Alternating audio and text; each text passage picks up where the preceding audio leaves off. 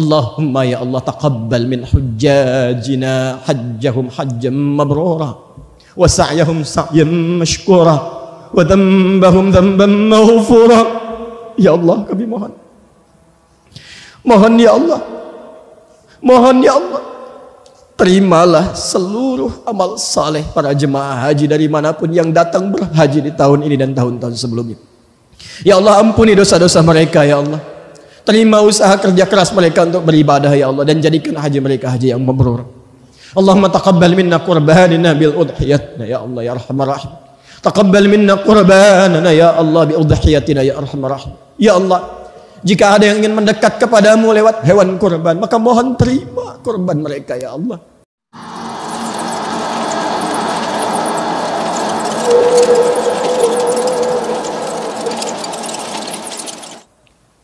Allahu akbar,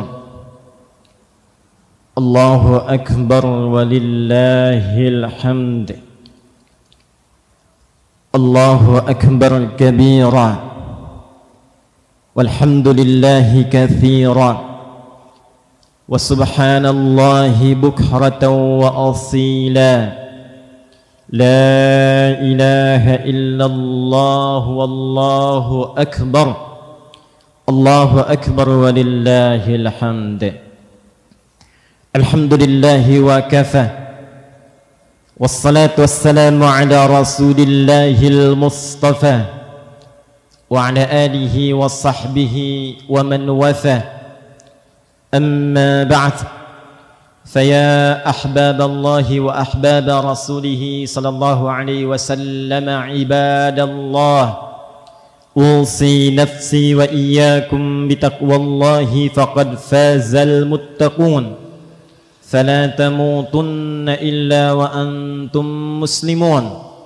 فقال تعالى يا أيها الذين آمنوا اتقوا الله حق تقاته ولا تموتن إلا وأنتم مسلمون. الله أكبر، الله أكبر، Allahu akbar, walillahil hamd.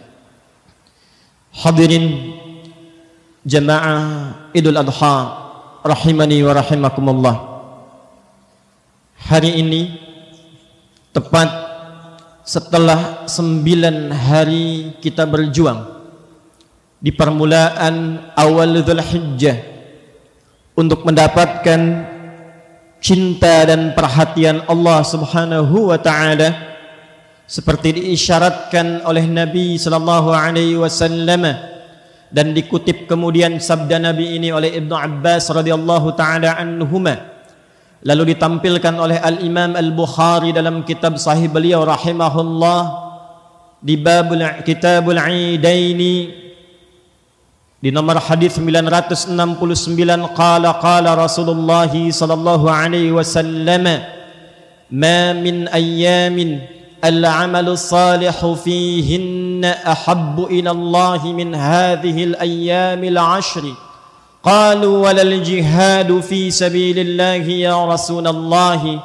قال ولا الجهاد في سبيل الله إلا رجل خرج بنفسه وماله ولم يرجع من ذلك بشيء. Kata Nabi, tidak akan ditemukan dalam perputaran hari selama setahun saat amal saleh dikerjakan di hari itu nilainya lebih tinggi di sisi Allah dan naik statusnya menjadi dicintai oleh Allah Subhanahu wa taala. Itulah 10 hari pertama di bulan Dzulhijjah. Sahabat bertanya, ya Rasulullah, apakah jihad fi sabilillah tak mampu mengungguli itu?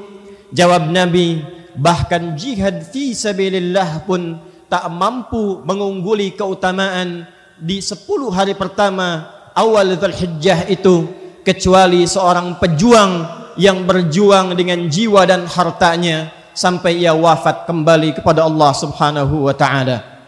Hadirin sekalian, hari ini adalah tepat puncak hari perjuangan itu di hari ke-10 di bulan Dzulhijjah di tahun 1443 Hijrah, yang disebut hari ke-10 ini dengan Idul Adha, disebut pula dengan Idul Qurban. Id dalam bahasa Arab berarti kembali. Kembali ke asal mula. Tempatnya disebut dengan ma'ad. Waktunya disebut dengan mi'ad. Satu saat kita akan kembali kepada Allah Subhanahu wa ta'ala, sang pencipta kita. Innal ladzi farada 'alaikal qur'ana laradduka ila ma'ad. Sungguh yang telah memfardukan kepada engkau Muhammad sallallahu alaihi wasallam dan sampaikan, viralkan kepada seluruh umatmu yang telah memfardukan kepadamu seluruh ketentuan dalam berkehidupan dalam Al-Quran itu, kelak pasti akan mewafatkanmu dan mengembalikan engkau ke tempat kembali. Ma'ad, tempat kembali. Waktunya disebut dengan mi'ad. Innallaha la yukhliful mi'ad. Sungguh Allah tidak akan pernah menyalahi janjinya. Setiap kita pasti akan wafat dan kembali kepada Allah Subhanahu wa ta'ala. Saat kembali itu disebut dengan Id. Maka Id merefleksikan pesan kepada kita bahwa satu saat kita akan kembali berputar waktu, dan puncaknya kembali kepada Allah Subhanahu wa ta'ala, sang pemilik waktu dan keadaan. Tapi apakah setiap hamba yang akan kembali kepada Allah mendapatkan suasana pengembalian yang diridhai oleh Allah? Apakah setiap hamba yang akan wafat dan berpulang kepada Allah memiliki bekal yang cukup untuk mendapatkan rahmat Allah? Apakah setiap hamba yang akan berpulang kepada Allah sudah pasti diampuni oleh Allah? Apakah setiap hamba yang akan meninggal dan berpulang kepada Allah akan disambut dengan kalimat, Ya ayyatuhan nafsul mutmainnah, irji'i ila rabbiki radiyatan maradiyah, fadkhuli fi ibadi wadkhuli jannati. Apakah setiap hamba yang akan berpulang akan pulang dalam keadaan husnul khatimah? Allahu akbar, Allahu akbar, Allahu akbar walillahil hamd. Sebelum kita menjawabnya hadirin, maka Allah sudah lebih dulu menginginkan setiap hamba yang berpulang memiliki kedekatan dengan Allah Subhanahu wa ta'ala. Setiap hamba yang berpulang mesti mendapatkan rahmat Allah Subhanahu wa ta'ala. Setiap hamba yang berpulang mesti mendapatkan ampunan Allah Subhanahu wa ta'ala. Kedekatan yang berlebih dalam bahasa Arab disebut dengan qurban. Dari asal kata kerja qaruba yang berarti sesuatu yang dekat. Qurban bentuk superlatif dari kata qaruba yang berarti menjadi semakin mendekat. Idul Qurban hakikatnya memberikan pesan kepada kita bahwa latihan, momentum, kesempatan yang disajikan oleh Allah Subhanahu wa ta'ala khususnya di pembuka Dzulhijjah itu adalah momentum yang disediakan untuk kita, ditampilkan untuk kita untuk membangun kedekatan lebih dengan Allah Subhanahu wa ta'ala, sehingga dengan itu saat tiba waktunya Id kita pulang. Bukan hanya hadir kembali ke hari raya ini, bukan hanya mengembalikan kita pada momentum salat 2 rakaat dan duduk mendengarkan khutbah, tapi pesan jauhnya saat tiba waktunya kita untuk pulang, maka kurban keadaan kita telah lebih dekat dengan Allah Subhanahu wa ta'ala. Allahu akbar, Allahu akbar, Allahu akbar walillahil hamd. Hadirin, untuk melahirkan sifat kurban yang berkualitas itu, maka Allah memberikan kesempatan pada setiap hamba untuk menempuh 3 jalan yang berbeda jalannya tapi serupa esensinya. Jalan pertama, ada yang diundang langsung oleh Allah Subhanahu wa ta'ala ke Baitullah di tanah haram untuk menunaikan satu ibadah yang disebut dengan ibadah haji itu. Hakikat haji tertumpu pada Arafah. Kata Nabi SAW dalam sabdanya yang populer, Al-Hajju Arafah.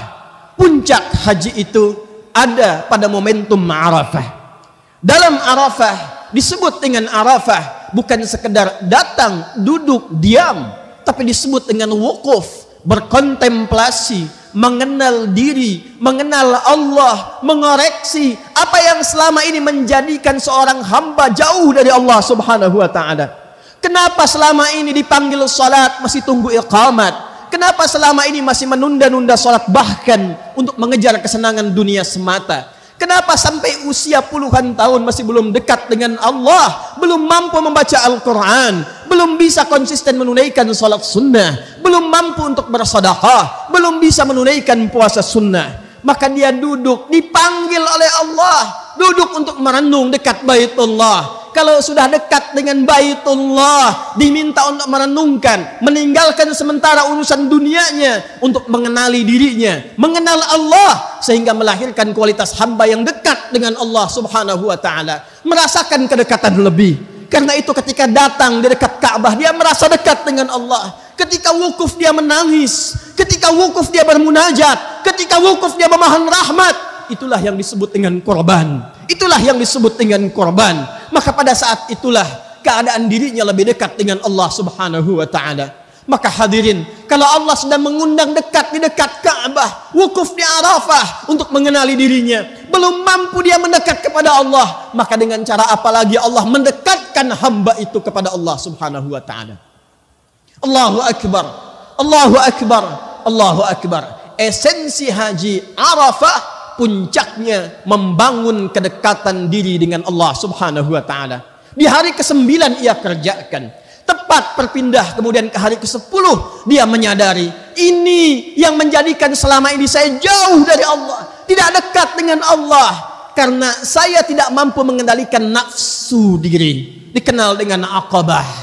Dikenal dengan aqabah. Nafsu duniawi, nafsu untuk berbuat maksiat, itu yang menjauhkan diri dari Allah. Maka dia datang kemudian ke Muzdalifah. Dia berzikir, ingat-ingat Allah. فَإِذَا أَفَضْتُم مِّنْ عَرَفَاتٍ فَاذْكُرُوا اللَّهَ عِندَ الْمَشْعَرِ الْحَرَامِ. Kalau sudah tuntas di Arafat, engkau sadar selama ini engkau jauh dari Allah, engkau sadar selama ini engkau tidak dekat dengan Allah, engkau menemukan penyebabnya, maka engkau langsung berzikir kepada Allah, pergi ke Masy'aril Haram di Muzdalifah, komitmen untuk melepaskan semua sebab yang menjauhkan dari Allah itu. Maka datanglah ia ke Jamarat, ia lempari semua sebab itu yang bersumber dari dalam dirinya, disebut dengan Aqabah. Bismillah, Allahu Akbar. Bismillah, Allahu Akbar. Bismillah, Allahu Akbar. Maka lepaslah semua sebab-sebab yang menjadikan sebelumnya ia jauh dengan Allah, dan setelah lontaran itu dia semakin dekat dengan Allah, dan dia berjanji kepada Allah menghadap ke arah kiblat. Dia katakan, inni wajjahtu wajhiya lilladzi fataras samawati wal ard hanifan musliman wa ma ana minal musyrikin. Inna salati wa nusuki wa mahyaya wa mamati lillahi rabbil alamin la syarika lah wa bidzalika umirtu wa ana minal muslimin wa bidzalika umirtu wa ana awwalul muslimin.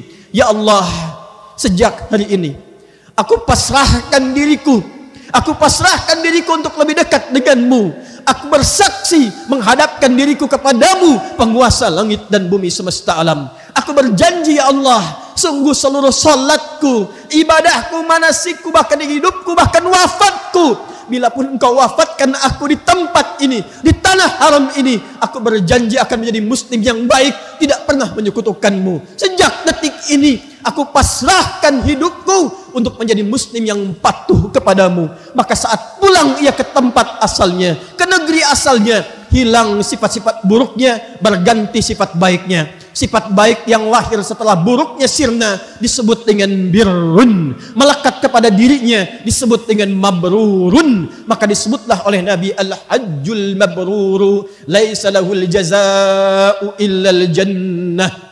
Haji yang bisa merubah pelakunya menjadi lebih baik, lebih dekat dengan Allah, dan mempertahankan itu sampai ia wafat, maka tidak ada pahala yang setimpal, balasan yang serupa pada dirinya, kecuali Allah siapkan surga untuknya dan dipanggil dengan panggilan yang indah di akhir hidupnya. Allahu Akbar, Allahu Akbar, Allahu Akbar, walillahil hamd. Semoga Allah menjadikan para jemaah haji kita seluruhnya tanpa kecuali hajjan mabrura. Hadirin yang kedua, Allah memahami, Allah mengerti ada sebagian hamba yang belum mampu atau bahkan belum mendapati kesempatan untuk mendapatkan bagian yang pertama tadi, berangkat menunaikan haji.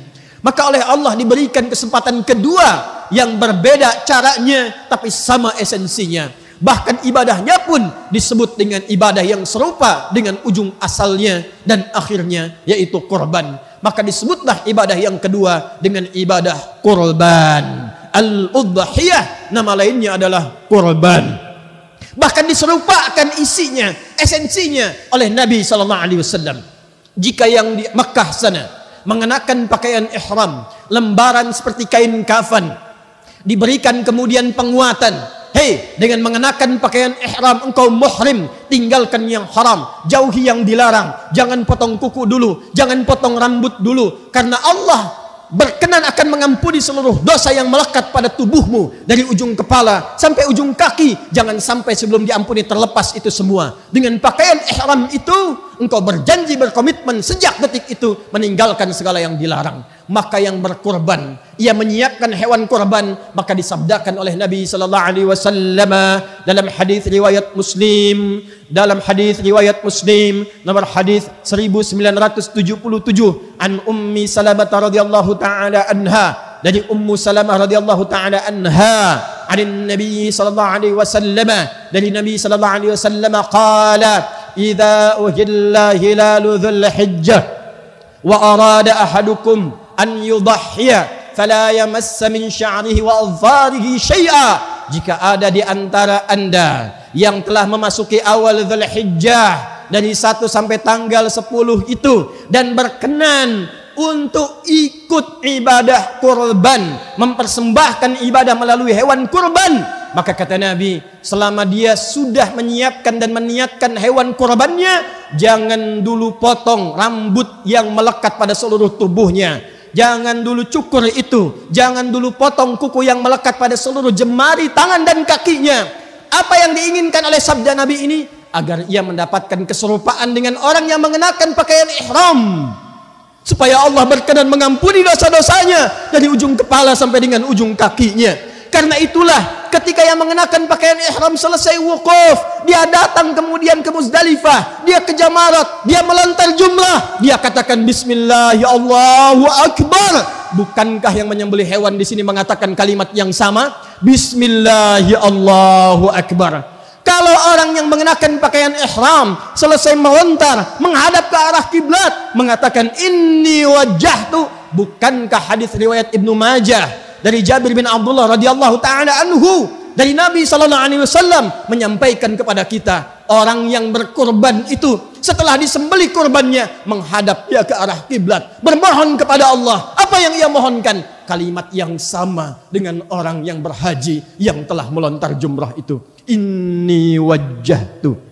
wajhiya lilladzi fataras samawati wal arda hanifan musliman wa ma ana minal musyrikin. Inna salati wa nusuki wa mahyaya wa mamati lillahi rabbil alamin la syarika lah wa bidzalika umirtu wa ana minal muslimin wa bidzalika umirtu wa ana awwalul muslimin. Jika yang di sana melontar dan merasakan kekurangan dirinya dan melontar itu, maka yang di sini menyembelih dan merasakan apa sesungguhnya sifat hewani yang melekat dalam diri ini, yang menjadikan saya jauh dari Allah.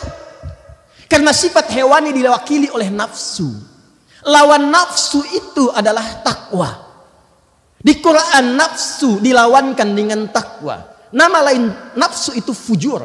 Quran surah 91 Asy-Syams di ayat 7 sampai 10 itu, wa nafsin wa ma sawwaha fa'alhamaha fujuraha wa taqwaha qad aflaha man zakkaha wa qad khaba man dassaha. Ada orang yang dalam hidupnya lekat dengan sifat takwa. Diminta salat, dia salat. Diminta infak, dia infak. Diminta baca Quran, dia Quran. Dia dekati Quran, dia berdoa kepada Allah. Karena itu ketika dibuka ciri orang pertama takwa dalam Al-Quran, dzalikal kitabu la raiba fihi hudal lil muttaqin. Siapa orang ini? Alladzina yu'minuna bil ghaibi wa yuqimunas shalah wa mimma razaqnahum yunfiqun walladzina yu'minuna bima unzila ilaika wa ma unzila min qablik wa bil akhirati hum yuqinun. Tapi ada yang menghambat dia untuk gemar menunaikan salat. Ada yang menghambat dia untuk tidak berinfak. Ada yang menghambat dia bahkan untuk sekedar belajar ngaji baca Quran. Apa itu? Sifat hewaninya. Sifat hewaninya. Bahkan ada kata Al-Quran, orang-orang yang saking meninggikan nafsunya lebih daripada binatang. Balhum adal. Quran surah ke-7 ayat 179. Sapi hewan, ia hanya memakan rumput. Manusia ada yang memakan aspal. Manusia ada yang makan harta yang haram. Manusia ada yang makan batu. Manusia ada yang makan gunung. Manusia ada yang makan emas. Demi mengejar emas itu dia meninggalkan salat. Demi mengejar perak itu dia berselisih. Dia bahkan saling bertengkar. Dia bahkan saling menumpahkan darah yang tidak pernah itu semua dilakukan oleh hewan. Maka saat hewan itu disembelih, bayangkan dengan mengalirnya darah itu. Disitulah kita bertekad kepada Allah untuk meninggalkan perbuatan sifat-sifat hewani. Jika yang berhaji mendapatkan takwa, maka yang berkurban lewat hewan pun disamakan dengan Allah dengan penerimaan takwanya. Quran surah kedua Al-Baqarah ayat 197 untuk yang berhaji. Wa tazawwadu fa inna khairaz zadi taqwa. Hei yang berangkat haji, berbekal yang aku terima dari bekal kalian adalah takwanya. Itu yang terbaik. Yang berkurban dengan hewan, Quran surah ke-22 ditempatkan di surah Haji, surah Al-Hajj di ayat yang ke-37. La yanalallaha luhumuha wala dima'uha walakin yanaluhu taqwa minkum. Allah tidak butuh, tidak menerima, bukan yang sampai kepada Allah dagingnya, bukan darahnya, tapi takwa kalian. Ketika nafsunya disembelih, takwanya muncul. Ketika nafsunya di sana dilempar, takwanya muncul. Maka berpeluang yang di sana mabrur, yang di sini mabrur. Allahu akbar, Allahu akbar, Allahu akbar. Hadirin sebagai penutup yang ketiga. Ya Allah, saya belum terpanggil haji. Saya belum punya kemampuan berkurban lewat hewan. Apa yang bisa mampu saya lakukan? Faqala Rasulullah sallallahu alaihi wasallam, maka Nabi sallallahu alaihi wasallam langsung bersabda dan diriwayatkan oleh Al-Imam Muslim rahimahullahu taala, qala Rasulullah sallallahu alaihi wasallam, siyamu yaumi arafata anni ahtasibu 'ala Allah an yukaffira sanatal madiyata wal baqiyah. Bila ada yang belum berhaji, belum mampu berkurban, maka kata Nabi, tunaikan puasa. Tunaikan puasa. Bukankah wukuf hari ke-9? Bukankah yang tidak wukuf pun puasa di hari ke-9? Perhatikan cara memahaminya. Yaumul Arafah, yang di sana wukuf di hari ke-9, yang belum sempat wukuf puasa di hari ke-9. Cara menunaikan puasanya, siyamu yaumi arafata. Maka saat engkau berpuasa itu, ikuti cara mendekat kepada Allah seperti orang wukuf di Arafah. Itu maksudnya. Bukan hanya menahan lapar dan haus, bukan hanya menahan syahwat, tapi saat puasa di hari ke-9 itu seperti orang wukuf mengoreksi diri, introspeksi, muhasabah. Maka kita pun yang di sini yang tidak berangkat menunaikan haji, maka introspeksi diri di hari ke-9 itu. Kita merenung, apa yang selama ini menjadikan saya salah sehingga tak mampu dekat dengan Allah? Apa yang menjadikan selama ini saya jauh dari Allah? Orang sebelum azan sudah siap-siap ke masjid. Saya bahkan tempat dekat dengan masjid, azan sudah selesai, waktu sholat akan berganti, belum ada sentuhan kepada jiwa. Apa yang salah? Anak kecil 3-4 tahun hafal Quran. Ada yang matanya bahkan tidak mampu melihat. Saya diberikan oleh Allah 30 tahun, 40 tahun, 50 tahun, 70 tahun. Bahkan untuk sekedar baca Quran pun belum punya waktu. Apa yang salah? Kata Allah, merenung engkau. Kata Nabi, tunaikan puasa dan renungi itu. Sejenak berkontemplasi. Mungkin dengan puasa akan lebih tenang. Mungkin dengan puasa akan lebih khusyuk.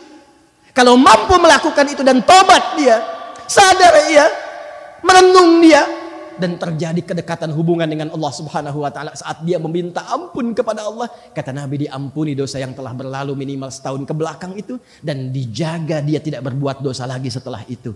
Bagi orang yang haji takwa, orang yang kurban lewat hewan disebut dengan takwa, dan orang yang berpuasa pun ujungnya adalah takwa. Bukankah ayat tentang puasa ditutup dengan kalimat takwa? Kama kutiba 'alal ladzina min qablikum la'allakum tattaqun. Allahu akbar, Allahu akbar, Allahu Akbar. Hadirin, tinggal kini kita harus mampu menempatkan diri kita di mana kita diinginkan oleh Allah dan Rasulullah SAW. Apakah berhaji? Apakah kurban lewat hewan? Ataukah dengan kemarin kita berpuasa? Atau ada saudara kita yang hari ini berpuasa? Maka buktikan dengan semua itu kita berhasil dengan pilihan itu dan menjadi lebih dekat dengan Allah Subhanahu wa taala. Jangan sampai mengorbankan hewan tapi tak mampu berkorban dekat dengan Allah Subhanahu wa taala. Saat nanti hewannya disembelih, menghadaplah ke kiblat. Duduk tenang, berdoa kepada Allah, mohon ampun. Saat ini kita bertakbir, yang berhaji kita doakan juga mabrur, tapi Allah menginginkan semua mendapatkan mabrur yang sama, baik yang haji ataupun yang tidak berangkat haji dengan amal yang telah diutarakan tadi. Ingat, Idul Kurban bukan sekedar mengembalikan kita dekat dengan Allah, tapi menyadarkan kita, hei, kamu itu satu saat akan pulang kepadaku. Engkau akan meninggal, kata Allah. Engkau akan wafat. Maka mumpung masih hidup, bangun kedekatan dengan Allah Subhanahu wa taala. Jangan sampai setelah wafat termasuk golongan yang dikatakan fa asaddaqa wa aqum minas salihin. Ya Allah, beri kesempatan aku sedikit saja sekali lagi. Walaupun hanya seberapa detik, aku ingin memperbaiki hidup, beramal saleh. Namun sayang, kesempatan itu telah sirna. Maka kalau kita telah menyadari itu, silahkan bertakbir.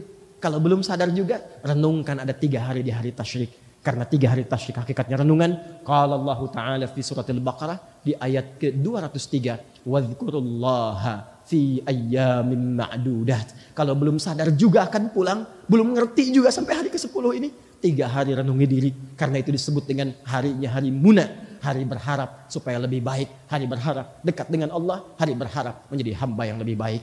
Dekat dengan Allah Subhanahu wa taala. Disitulah kita memperbanyak takbir. Di situ kita kemudian memperbanyak rahmat Allah diharapkan dengan berdoa memohon kebaikan. Allahu Akbar. Allahu Akbar. Walillahil hamd. Mari kita berdoa. Semoga doa kita melembutkan hati kita, menjadikan hati kita tertaut dekat dengan Allah Subhanahu wa taala dan dengan itu diterima amal ibadah kita. Alhamdulillahi rabbil alamin. Nahmaduka ya Allah hamdan kama 'allamtana an nahmadak. ونشكرك شكرا كما علمتنا أن نشكرك أنت المقدم أنت المؤخر بيدك الخير إنك على كل شيء قدير اللهم صل وسلم وبارك على حبيبك الكريم رسولك المصطفى الأمين سيدنا محمد وعلى آله وصحبه أجمعين ربنا لا تدع لنا في مقامنا هذا وفي كل مقام إلا غفرته إذا كان له ذنب يا الله jika ada satu pun di antara kami saat ini hamba-hambamu yang datang dengan lumuran dosa, jangan biarkan ia pulang meninggalkan tempat ini ya Allah, meninggalkan area rumahmu ini ya Allah, kecuali engkau telah ampuni seluruh dosa-dosanya. Wala hamman illa farajtah. Jika ada di antara kami yang datang membawa kegelisahan, jangan biarkan ia pulang kecuali engkau telah tenangkan keadaan jiwanya. Wala asiran illa yassartah. Jika ada di antara kami yang datang membawa kesulitan ya Allah, dan menengadahkan tangannya bermohon kepadamu ya Allah, memohon solusi kesulitan di rumah tangganya, pekerjaannya, kehidupan sosialnya, maka mohon ya Allah dengan ketulusan amalnya, hilangkan seluruh kesulitannya dan angkat seluruh kesulitannya. Allahumma ya arhamar rahimin wala hajatan min hawaijid dunya wal akhirati fiha laka ridwan wa fiha lana salah illa qadaitaha ya arhamar rahim. Ya Allah, bila pun ada di antara kami yang memiliki hajat tersembunyi, ia mohonkan dalam jiwanya dan tidak ia jaharkan, maka mohon selama itu baik untuk dunia dan akhiratnya, kabulkan ya arhamar rahimin. Allahumma ya Allah taqabbal min hujjajina hajjahum hajjan mabrura wa sa'yahum sa'yan mashkura wa dhanbahum dhanban maghfura. Ya Allah, kami mohon ya Allah, mohon ya Allah, terimalah seluruh amal saleh para jemaah haji dari manapun yang datang berhaji di tahun ini dan tahun-tahun sebelumnya. Ya Allah, ampuni dosa-dosa mereka ya Allah. Terima usaha kerja keras mereka untuk beribadah ya Allah, dan jadikan haji mereka haji yang mabrur. Allahumma taqabbal minna qurbanana bil udhiyatina ya Allah ya arhamar rahim. Taqabbal minna qurbanana ya Allah bi udhiyatina ya arhamar rahim. Ya Allah, jika ada yang ingin mendekat kepadamu lewat hewan kurban, maka mohon terima kurban mereka ya Allah, dan jadikan dengan hewan itu merubah diri mereka lebih dekat kepadamu ya arhamar rahim. Tanamkan jiwa takwa dalam mereka dan jauhkan mereka dari pengaruh nafsunya. Allahumma ya arhamar rahimin taqabbal minna siyamana siyama yaumi arafah ya arhamar rahimin. Bila pun ada yang mendekat kepadamu dengan puasa Arafah dan perenungan itu, maka mohon ya Allah, terima siam mereka ya Allah. Dan jadikan puasa yang mereka tunaikan mampu merubah diri kami lebih baik dekat denganmu ya Arhamar Rahimin. Allahumma iza kana hunalika baqiyata ayyamina faj'al baqiyata ayyamina hayatan thayyibah. Ya Allah, jika memang takdir hidup kami Engkau berikan kesempatan lebih baik untuk menjalani sisa hidup kami, maka mohon jadikan sisa hidup kami lebih baik daripada sebelumnya, sesuai dengan apa yang Engkau inginkan ya Arhamar Rahimin, kama tuhibbu wa tarda. Wa idza kana hadzal yaum min akhir ayyamina faj'al akhir yaumina husnal khatimah. Ya Allah, jika memang hari ini kami mesti kembali kepadamu, wafat kembali, maka mohon jadikan akhir wafat kami husnul khatimah. Tawaffana muslimin baqaulina la ilaha illallah Muhammadur Rasulullah wa qaulika ya ayyatuhan nafsul mutmainnah irji'i ila rabbika radiyatan radiyah fadkhuli fi ibadi wadkhuli jannati. Ya Allah, jika kalah kami masuk dalam sakaratul maut kami, maka ringankan lisan kami untuk mengucap kalimat la ilaha illallah Muhammadur Rasulullah. Dan mohon ringankan sakaratul maut kami dengan jawabanmu yang indah. Hei jiwa-jiwa yang tenang, ya ayyatuhan nafsul mutmainnah irji'i ila rabbika radiyatan maradiyah. Cepat pulang kepada Rabbmu, aku ridha dengan amalmu, engkau pun akan ridha dengan pemberianku. Fadkhuli fi ibadi wadkhuli jannati. Masuk dalam golongan hamba-Ku, aku siapkan surga untukmu. Allahumma ighfir lana kal aba idza kana hunalika ba'dul ma'asi min azwajina wa dhurriyyatina bisababina. Ya Allah, ampuni kami dosa para ayah ya Allah. Jika memang istri kami, anak-anak kami bermaksiat karena kami ya Allah. Waghfir lana ummahat idza kana hunalika min azwajina wa dhurriyyatina 'amilul ma'siyah bisababina. Dan ampuni dosa para ibu, para istri jika memang suami mereka, ayah-ayah dan anak-anak bermaksiat karena ibunya ya Allah. Waghfir lana kal aulad wa dhurriyyah idza kana hunalika al aba ibta'adu 'anka bisababina ya Allah. Dan ampuni kami dosa para anak jika memang orang tua kami jauh darimu karena sebab kami ya Allah. Allahumma alhiqna ma'al ladzina an'amta 'alaihim minan nabiyyin was-siddiqin wasyuhada'i was-salihin wa husna ulaika rafiqa. Ya Allah, kumpulkan kami kembali di surga bersama Rasulullah sallallahu alaihi wasallam. Orang-orang saleh, para syuhada dengan keluarga besar kami, dengan tetangga-tetangga kami, dengan teman-teman kami, dengan kerabat-kerabat kami, di komplek kami ya Allah, di tempat kami, di bangsa kami, di negeri kami. Allahumma hafadh Indonesia waj'alha baldatan tayyibatan wa tardah. Ya Allah, mohon jaga negeri ini Indonesia ya Allah. Jauhkan dari perpecahan ya Allah. Satukan kami ya Allah. Jauhkan kami dari perselisihan ya Allah. Berikan bimbingan kepada para pemimpin kami agar bersikap adil dalam kepemimpinannya, dan lindungi mereka dari keburukan ya Allah. Allahumma hafadh ulama'ana waj'alhum mukhlasin lakad-din. Dan mohon jaga para ulama kami ya Allah. Jauhkan mereka dari perselisihan, ikhlaskan hati mereka. Berikan bimbingan mereka supaya lebih taat kepadamu ya Allah. Rabbana atina fid dunya hasanah wa fil akhirati hasanatan wa qina adzabannar. Ya Allah, anugerahkan segala kebaikan yang mampu kami dapati di dunia ini dan kemuliaan di akhirat yang mampu kami raih. Dan kami tidak sanggup ya Allah mendengar kata neraka, maka mohon lindungi kami dari ancaman neraka. Bifadlika subhana rabbika rabbil izzati amma yasifun wassalamun alal mursalin subhanaka Allahumma wa bihamdika nashhadu an la ilaha illa anta nastaghfiruka wa natubu ilaik wa akhiru da'wana alhamdulillahi rabbil alamin. Hadirin sekalian, demikian khutbah Idul Adha yang disampaikan. Saya mengajak kepada seluruhnya untuk lebih mendekatkan diri kepada Allah, bangun persatuan, harmoni, cintai saudara-saudari kita. Sekalipun ada perbedaan menunaikan Idul Adha, perbedaan itu jadikan untuk saling mencintai dan mendekatkan diri kepada Allah.